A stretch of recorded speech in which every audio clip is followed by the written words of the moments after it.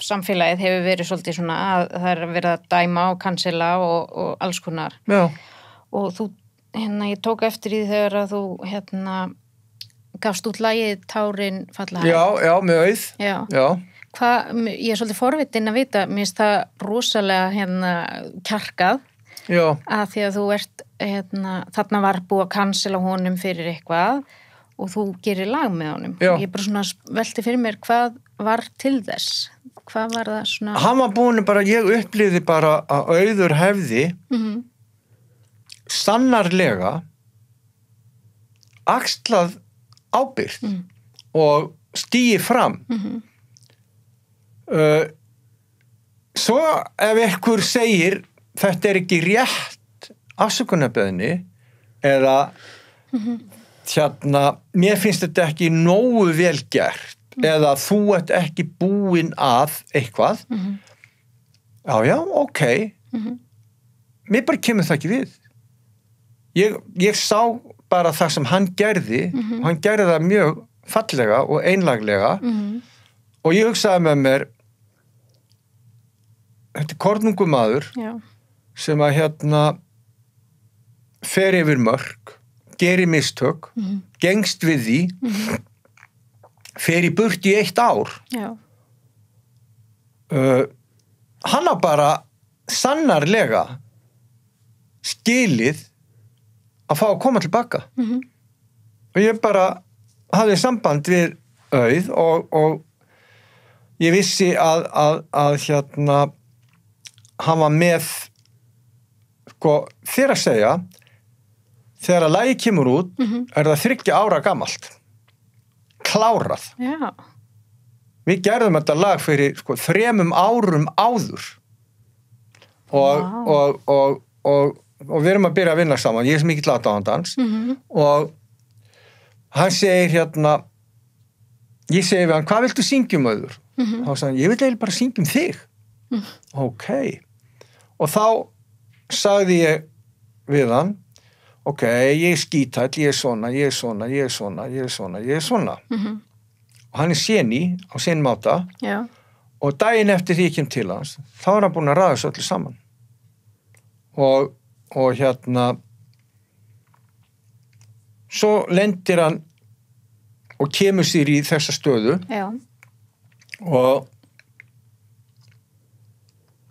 og aðrir hlutir komu líka upp á að lagið, við settum aldrei lagið út og svo sagði ég bara við hann Auður, hlustum nú á textan og sjáðu hvað hann er nákvæmlega núna þessi texti hefði ekki haft þetta power hann komið út fyrir 2,5 ári síðan ég sagði það er eins og við höfum bara séð eldskírnina hvað þú værir að fara að gangi í gegnum og þessa sprengi í þjóðfélaginu og þessi texti talar inn í þetta allt ég sagði núna gefum við þetta út og hafa þetta var bara, þetta er eitt stærsta lag seinni ára bæði í streymi og hversu mikil sprengjan varð ég held að við förum öll og höfum farið öll yfir mörk það er í eðli okkar og svo sannarlega hef ég farið yfir mörk og látið fólk finna fyrir því og örugglega hef ég farið yfir mörk gagnvart kvenfólki það er ekki annað í stöðinni þó að ég sé orðin 68 ára gamall í sumar að þá kem ég bara úr þessu samfélagi og ég var auðvitað bara á vertíðum og allt þetta og það sem að þótt í lagi þá myndi aldrei vera samþykkt í dag aldrei nokkuð tíman og ég farið yfir mörk í samskiptum við fólk og ég farið yfir öll mín mörk gagnvart sjálfum mér og ég farið yfir mörk gagnvart mínum nánustu en einhver staðar svo sem betur fer verður þessi bylting og hún opnar á rosa mikilvæga umræðu sem sko bara virðing og að fara ekki yfir ákveðnar hluti í samskiptum í sambandi við kynlíf og annað. En að sama skapi, eins og í öllum byltingum, þá sópast alltaf með bara hópur af fólki sem á ekki að vera og lendir bara í fallöksinni. Og það eðli byltinga. Og líka, þegar að fólk fær völd og uppgötar að þú heldur á einhverju rosalegu poweri, þá það í eðliðinu þú vilt ekki sleppa því. Og þá spyr maður sig, eins og með Auð, hann biður afsökunar og allt þetta, en það ekki nógu gott. Nei. Hann ekki að gera það rétt og svo framvegis, skilur mig. Og það í rauninni þar sem ég stíg inn og segi, heyrðu Auður, komdu, bara, veist, við gerum þetta og hafði enga áhyggjur. En það hafði þau áhrif að hann flúði land. Hann flutti til LA. Já. Býr hann það núna? Já. Og hérna, vegna þess að þetta var honum bara ofviða að hann fekk aftur skellinn. Það var stigið fram og bölsóttast yfir þessu lagi og honum og eitthvað svona, og mér líka. Já. Ég meina okkur var báðum slöfað, við fengum ekki spilun og RÚV. Nei, og RÚV hefur spilað aldrei lagið og þeir földu sig með því að hafa spilað á nóttinni, skilurðu, en þeim tíma sem að sko lagið að streyma sko 200.000 sinnum á viku. Já. Og spilað allstaðar í toppnum bara, þá RÚV bara búið að slaufa því. Og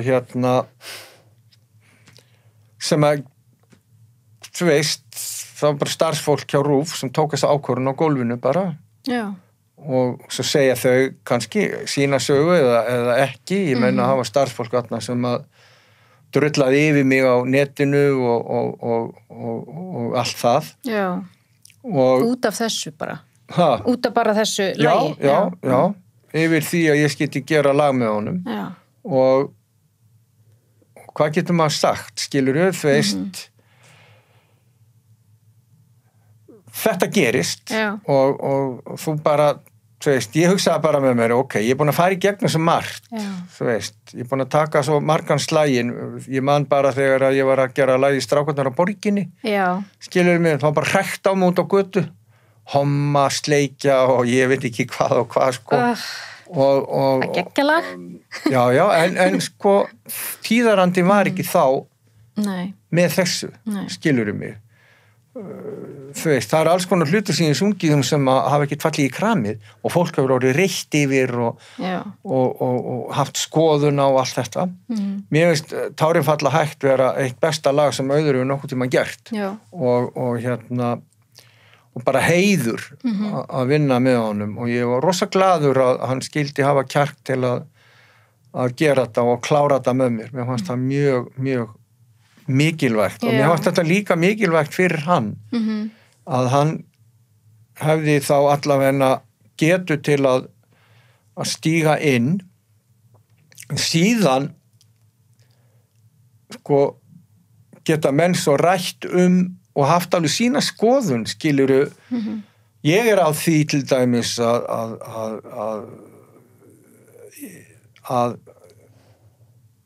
hvað mér, bara eins og hvað mér við kemur, það gerði mér ekki gott sko að vera sífellt ef ég hefði verið dvalið við það að vera fullur að hatir út í manninum sem misnotaði mig og allt það. Ég vissi hins vegar að ég þyrfti að loka þessu til að verða heill og eina leiðin því lengur sem leið á sá ég alltaf meir og meir og það bara samkennd, samúð, kærleikur. Þetta eru lykil faktarnir í því að eiga gott líf og geta skilið annað fólk. Það þýðir ekki samkennd, samúð, kærleikur, það þýðir ekki þú þarft ekki að taka ábyrgð. Nei, það bara, Já, við þurfum að taka ábyrgð á öllu sem við gerum og það misjafnt hvernig fólk tekur ábyrgð og þá komum við aftur á Auð. Mér fannst hann gera það mjög vel. Já. Og það voru flest allir í kringum mig á því.